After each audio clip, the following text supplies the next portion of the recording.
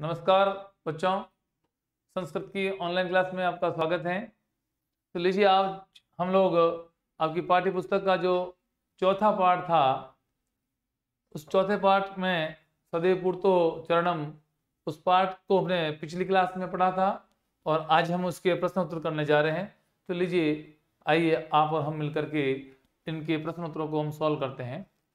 तो सबसे पहला जो प्रश्न आपका दे रखा है बच्चों, वो है पाठे दत्तम गीतम स्वस्वर गायत।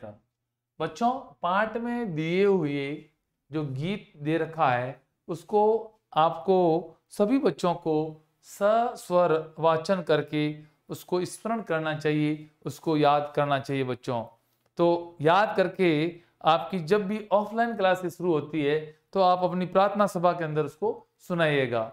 तो ये पहला क्वेश्चन आपको खुद को करना है, उसको याद करना है बच्चों। अगला क्वेश्चन जो बच्चों आपके सामने जो आ रहा है वो क्वेश्चन है अद्यो लिखिता नाम प्रश्ना नाम। बच्चों, यहाँ पे जो प्रश्ना नाम लिखा हुआ है, प्रश्न शब्द जो है इसके अंदर स पूरा है, इसमें आपको आधा करना है। प्रश्ना नाम उत्तराणी एक पदे न लिखता। बच्चों, एक पद में लिखना है आपको। ये जो 5 प्रश्न संख्या 2 के अंदर जो 5 क्वेश्चन दे रखे हैं, इस 5 क्वेश्चन के उत्तर जो आपको लिखने हैं वो एक पद में लिखना है। तो लीजिए बच्चों, इन 5 क्वेश्चन के उत्तर अपन को एक पद में लिखेंगे। अब तो पहला जो प्रश्न हमारा है वो यह है, स्वकीयम साधनम किम भवति।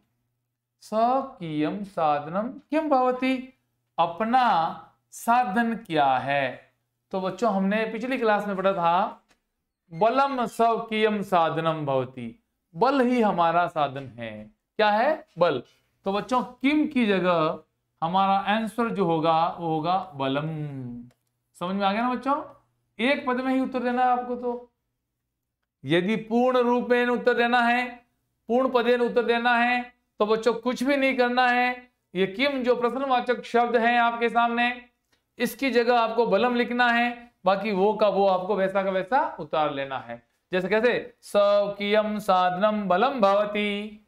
ठीक है, समझ में आ गया ना? नेक्स्ट जो क्वेश्चन है वो आपका है, पथी न रास्ते में के क्या विषमा प्रखरा, असामान्य तीक्ष्ण क्या है? तो के की जगह यानी कि पाषाणा, पत्थर है। क्या है बच्चों? पाषाणा, पत्थर है। अगर पूरे वाक्य में उत्तर देना है तो पथि पाषाणा विषमा प्रखरा, नहीं तो एक पद में आप क्या लिखोगे बच्चों? पाषाणा। ठीक है, समझ में आ गया ना? आगे बढ़ते हैं। सततम किम करणीयम, सततम किम करणीयम, लगातार क्या करना चाहिए? लगातार क्या करना चाहिए आपको? अरे बच्चों, लगातार अपने ध्येय स्मरण करना चाहिए। ध्येयम स्मरणम, अपने लक्ष्य को याद रखना चाहिए। किसको याद रखना चाहिए? लक्ष्य को। तो बच्चा, आपका जो लक्ष्य जो है ना, परीक्षा के अंदर अच्छे अंकों को प्राप्त करना है, इसलिए आपको भी अपने ध्येय, अपने लक्ष्य को क्या करना चाहिए? स्मरण करना चाहिए। तो लीजिए बच्चों, अगला जो क्वेश्चन आपका बन रहा है वो है एतस्य गीतस्य रचयिता कः। इस गीत के रचयिता कौन है? पहली, इस बार का जो पहली लाइन थी वो इसका आंसर है। मैंने बताया भी था, उसको अंडरलाइन भी करवाया था, आपको याद होगा पिछली क्लास में। इस पाठ के जो रचयिता है श्रीधर भास्कर वर्णेकर, जो हमारे राष्ट्र कवि है, वो इसके रचयिता है। तो ठीक है बच्चों, इसका उत्तर हो जाएगा श्रीधर भास्कर वर्णेकर। अगला जो क्वेश्चन है बच्चों आपके सामने वो है सह कीदृश कवि वन्यते। बच्चों, उसी लाइन के अंदर जो पाठ की पहली लाइन थी, जो कवि परिचय और पाठ परिचय था, उसके अंदर इसका उत्तर जो मैंने आपको अंडरलाइन करवाया था वो है श।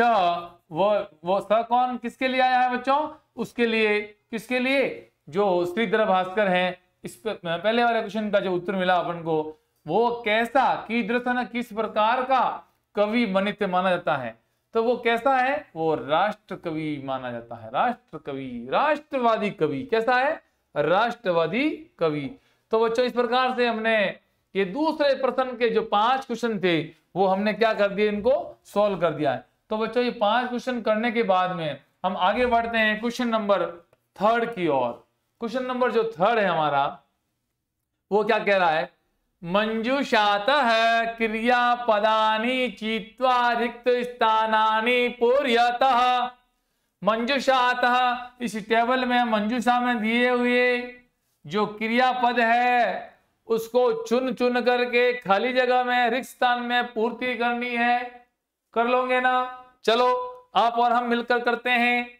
जैसे कि इन्होंने एग्जाम्पल दिया है, यथा त्वं पुरतः चरणम निदेहि, ये निदेहि, तुम आगे चरण रखिए। त्वं विद्यालयम, तुम विद्यालय को, देखो बच्चों निदेहि रखना, विदेही। अब आपके सामने आ जाएगा, आपके विदेही का मतलब है वो भी उसका रखना, उसको ग्रहण करना, और जही यानी छोड़ना, और देही यानी देना, भजन भजन करना, चलन चलना, कुरु न करना। तो देखिएगा अब जैसे कि आपके यहाँ पे कुछ शब्दार्थ भी दे रखे थे जो हमने जो पाठ पढ़ा था उस समय इनको किया था। त्वं विद्यालय चल, ठीक है, इसमें आ जाएगा चल। मयम जलम देही, तुम विद्यालय चलो और मुझे क्या दो? जल दो। और गोविंदम का मतलब भगवान को क्या करना चाहिए? भज, भज गोविंदम, भज गोविंदम। राष्ट्र अनुरक्तिम विदेही, राष्ट्र में क्या रखो? अनुरक्ति, प्रेम रखो। और मूढ़, मूढ़ क्या करो भैया? ही छोड़ दीजिए। धनागम तृष्णाम, धन और तृष्णा को छोड़ो, मूर्ख।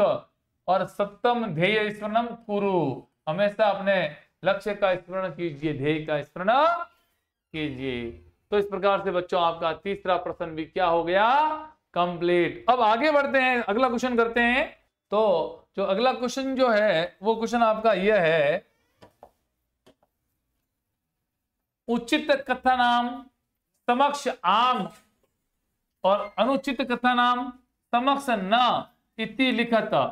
उचित कथनाम के सामने, जो उचित कथन है उसके सामने आम लिखना है, और आम का तात्पर्य बच्चा होता है हाँ, अंग्रेजी में यस कहते हैं। और जो अनुचित जो कथन है उसके सामने न लिखना है, और न का मतलब होता है नहीं, अंग्रेजी में उसको नॉट लिखते हैं।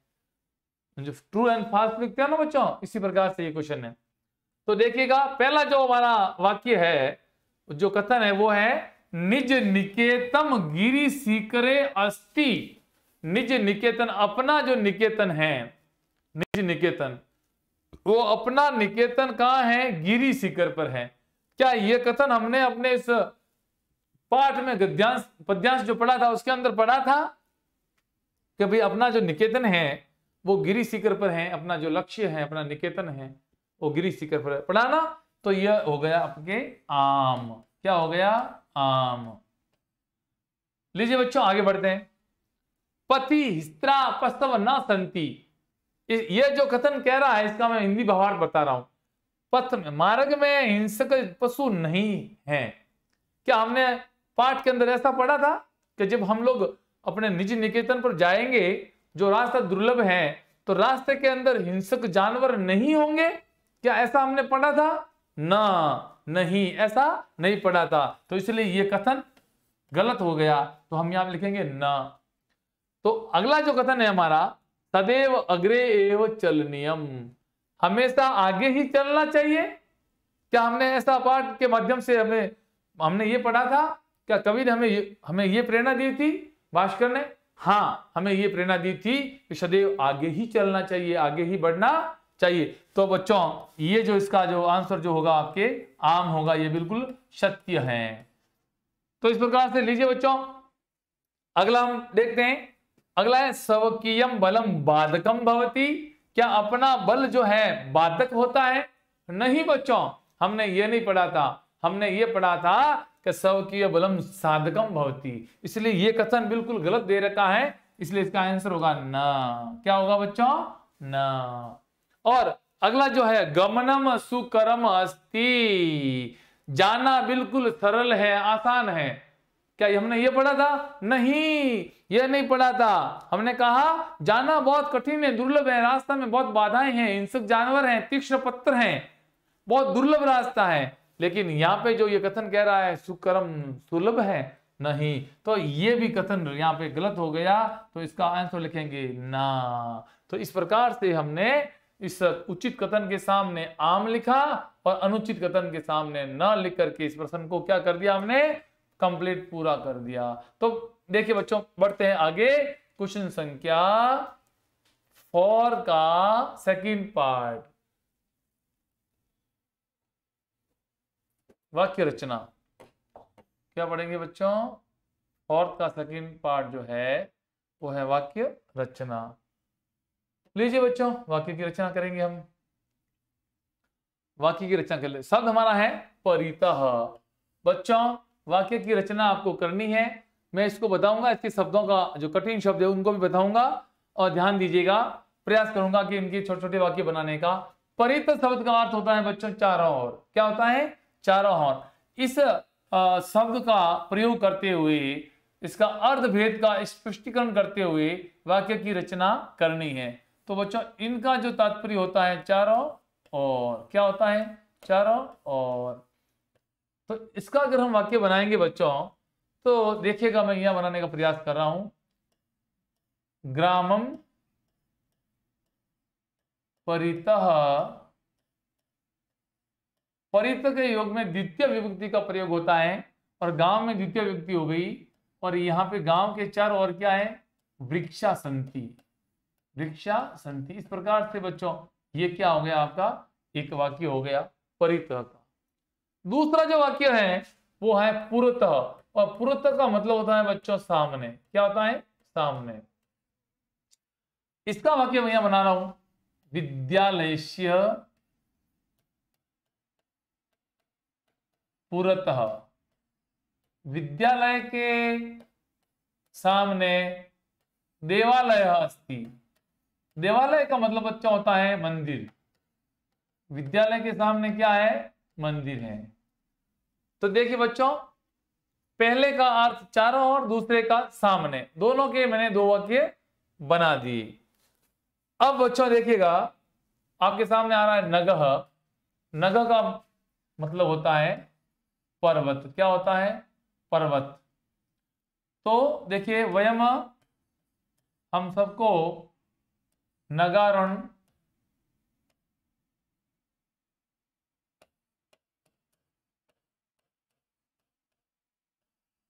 नगरणम अहम, यहां पे बच्चों ये कर सकते हैं मैं। अहम का तात्पर्य होता है मैं। अहम नगरणम करवामी। मैं पर्वत पर चढ़ता हूं या नग पर आरोहण करता हूं। इस प्रकार से ये आपके 3 वाक्य मैंने करवाए बच्चों। आगे मैं आपको और बताने जा रहा हूं, जरा ध्यान दीजिएगा। अगला जो आपका है वो नाग। क्या शब्द है आपका? नाग। बच्चों, नाग शब्द का अर्थ होता है सर्प। क्या होता है? सर्प। तो इसका अगर हम बात करेंगे तो अपन ये भी कर सकते हैं, नागस्य। नागस्य शब्दस्य अर्थ सर्प अस्ति। सर्प अस्ति। ये भी अपने आप में एक वाक्य बन गया है। क्या बन गया? वाक्य बन गया। इस प्रकार से आरोहणम, तो आरोहणम का मतलब होता है चढ़ना। नगारोहणम, आप इसका कर सकते हैं नगारोहणम। ये भी एक क्या हो गया? छोटा सा वाक्य हो गया। पहाड़ पर चढ़ना चाहिए। अवरोहणम का मतलब उतरना, तो यहां पर भी आप कर सकते हैं नगावरोहणम, पहाड़ से उतरना। और यहां विषमा का मतलब प्रखरा विषमा, पाषाणा या पाषाणा विषमा प्रखरा, यानी कि विषम का मतलब असामान्य, प्रखर का मतलब होता है तीक्ष्ण, और पाषाण का मतलब होता है पत्थर। ये लाइन आपके इस पद्यांश में आ रखी है। और समा का मतलब होता है समान। समा का मतलब क्या होता है बच्चों? समान। तो आप लिखेंगे इसमें समान कोई भी चीज दे सकते हो। तुम मम समा न भवति, या भवति की जगह आप ये लिख सकते हो भविष्यति, भविष्यसि,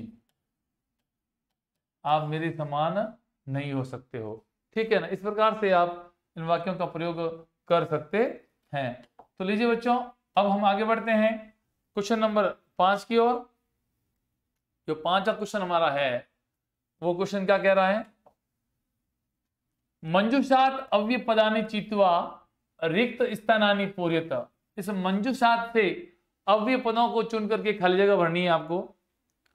तो देखिए बच्चों, यहाँ पे एवं दे रखा है, खलु दे रखा है, तथा, परितः, पुरतः, सदा और विना, इनको खाली जगह में भरना आपको। तो विद्यालयस्य खाली जगह एकम उद्यानम अस्ति। अद्यानम की जगह बच्चों ये गलत शब्द लिखा हुआ है, उ है उद्यानम। तो विद्यालयस्य पुरतः, पुरतः, यहाँ बच्चों देखो हमने वाक्य बनाया था वो का वो वाक्य हमने लिखा था विद्यालयस्य पुरतः देवालय अस्ति और यहाँ में उद्यानम अस्ति। कोई बात नहीं बच्चों, वो वाक्य भी लिख सकते हो और ये भी लिख सकते हो। पुरत शब्द यहाँ आएगा। सत्यम एव जयते, सत्यम सत्यम एवं जयते। बच्चों अगला जो है आपका, किम भवान स्नानम कृतवान, क्या आप स्नान कृतवान, सदा, क्या आएगा बच्चों, सदा, और क्या आप हमेशा स्नान करते हो। ठीक है बच्चों, और ग्रामम परितः, ये भी मैंने आपको पिछले प्रश्न के अंदर एक एग्जाम्पल करवाया था। गांव के चारों ओर वृक्ष हैं, ग्राम परितः, ग्रामम परितः वृक्षा सन्ति, और सदा स यथा चिंतति तथा आचरति।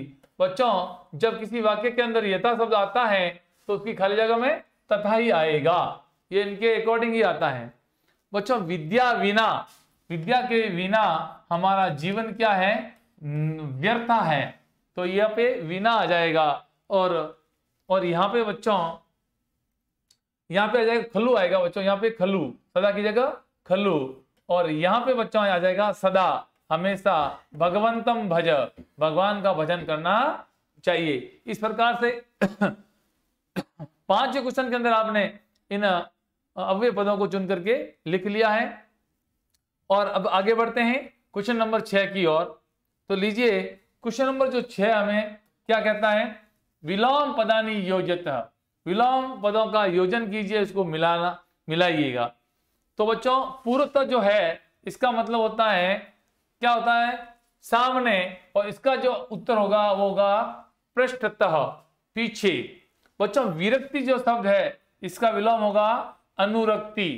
बच्चों स्वकीयम इसका होगा परकीयम। बच्चों आगमनम इसका होगा गमनम। बच्चों भीति का होगा साहस, भीति का तात्पर्य होता है डरना, आगमनम का आना, और स्वकीयम अपना, है ना, विरक्ति का अनुराग, विराग, विराग होना, उसका विरक्ति बोलते हैं, अनुरक्ति अनुराग प्रेम। तो इस प्रकार से ये इनके विलोम शब्द हो गए। बच्चों आगे बढ़ते हैं क्वेश्चन नंबर 7 की ओर। तो लीजिए बच्चों ये 7वां क्वेश्चन हमें क्या कहता है, इसकी ओर बढ़ते हैं।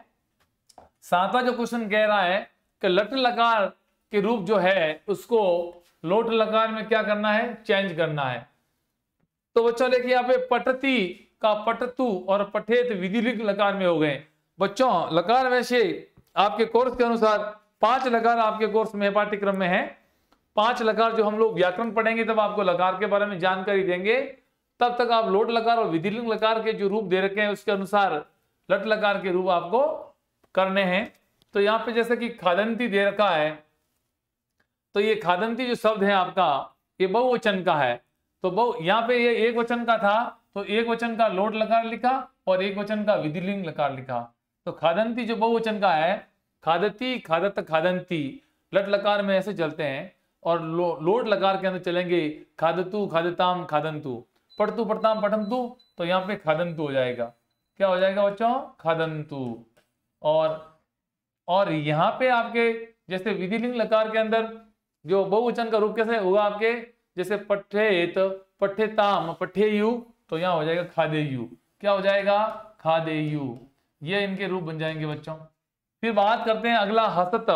हसत जो शब्द जो आपका है वो है द्विवचन का है ना। पठ हसती हसत हसंती, तो पठतु पठताम तो हसताम, यहाँ पे हो जाएगा हसताम, लोड लगा और द्विवचन का रूप ये बनेगा। और द्विवचन में विधिलिंग में क्या बनेगा, पठेत पठताम तो हसेताम, क्या बन जाएगा बच्चों, हसेताम।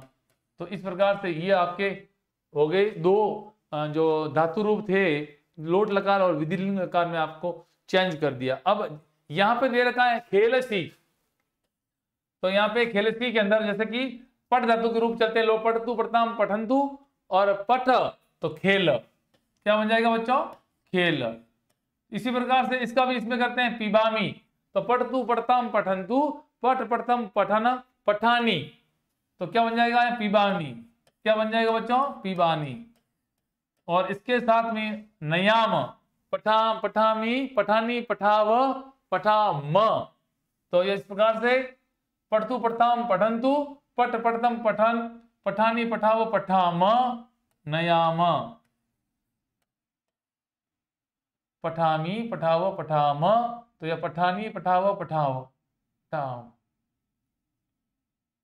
नयाम, ये इसका हो जाएगा आपके लोट लकार। विधिलिंग की बात करते हैं तो विधिलिंग में पठतु पठेत पठताम, पठेत पठताम पठंतु पठेयु और पठे, तो यहाँ पे खेले, क्या हो जाएगा, ये मध्यम पुरुष का है, मध्यम पुरुष का एक वचन खेले।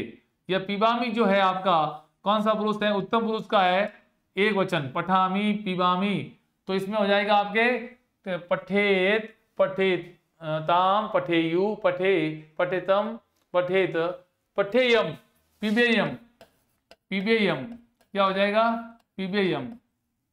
और फिर नयाम, नयाम का हो जाएगा बच्चों पठेयम पठेव पठेम, तो नयेम, क्या हो जाएगा, नयेम। इस प्रकार से ये आपके बन गए लोट लकार और विधिलिंग लकार में धातु रूप को चेंज करना। तो लीजिए बच्चों, इसी के साथ में आपका ये प्रश्न जो हुआ, सातवां जो प्रश्न है वो कंप्लीट होगा। सातवें का जो आ है, आ जो पार्ट है वो आपका पूरा करने जा रहे हैं। ये लास्ट क्वेश्चन जो आपका बच गया है, तो इसको देखिएगा। अद्योलिखितानि पदानि निर्देश अनुसारम परिवर्तयतः, नीचे लिखे गए जो पद है निर्देश के अनुसार उसको परिवर्तित कीजिए। जैसे गिरि शिखर है, इसकी सप्तमी विभक्ति आपके एक वचन का रूप है गिरि शिखरे, तो उसी प्रकार से पथिन जो शब्द है इसकी सप्तमी विभक्ति एक वचन में पथी होगा, क्या होगा, पथी। और पाषाण सप्तमी एक वचन का क्या हो जाएगा बच्चों, जैसे कि गिरि शिखर का गिरि शिखरे, तो पाषाण का पाषाणे हो जाएगा, क्या हो जाएगा, पाषाणे। शक्ति प्रथमा विभक्ति एक वचन का शक्ति का शक्ति ही हो जाएगा, क्या हो जाएगा, शक्ति ही हो जाएगा। और राष्ट्र की चतुर्थी, जैसे राम की रामाय, तो राष्ट्र की राष्ट्राय हो जाएगा, क्या हो जाएगा, राष्ट्राय। और यान की द्वितीय बहुवचन, जैसे राम की क्या बहुवचन क्या हो जाएंगी, द्वितीय बहुवचन। तो जैसे कि राम, ये आपका नपुंसकलिंग है, फलम फले फलानी, यानम याने यानानी, यानानी, क्या बन जाएगा, यानानी। और पशु जो शब्द है उसकी सप्तमी बहुवचन का हो जाएगा पशुसु, रामेशु पशुसु है, गुरुसु, इस प्रकार से। तो इस प्रकार से ये आपके मैंने निर्देश के अनुसार नीचे लिखे गए पदों को परिवर्तित किया है। तो बच्चों लीजिए, इसी के साथ में आज आपका ये लेसन जो था, लेसन नंबर 4 सदैव पूर्तो निधेयी चरणम, उसके जो प्रश्न उत्तर थे हमने सॉल्व किए।